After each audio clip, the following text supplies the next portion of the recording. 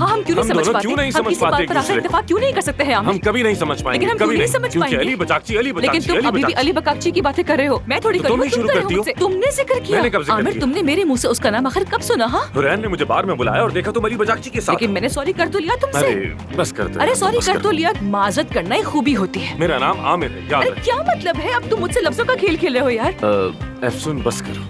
अच्छा ठीक है, यानी बचाकची, अली बचाकची, अब नया मौजू भी यही है। अरे मैंने कब छेड़ी उसकी बात? तुम ही बात को बढ़ा रहे हो। मैं तो जानती भी नहीं हूँ उसे। मेरा नाम आमिर है। हाँ तो होता होगा, क्या करूँ?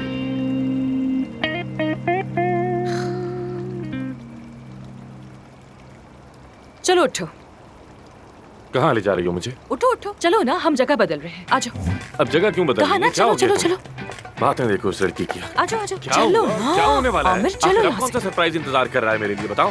तुम खुद ही देख लेना। चलो, अब बैठे क्यों हो? चलो मेरे साथ, खुद ही देख लेना ना जगह को। सुकून ही नहीं है यार। अपना क्या कोट ले लो। लड़की है ये? तुम्हें सर्दी लगती है, वैसे ही बहुत सेंसिटिव हो तुम। क्या हो गया? मजाक कर रही थी मैं। अच्छा भाई, ठंड मुझे भी लगती है, ठीक है, आ जाओ।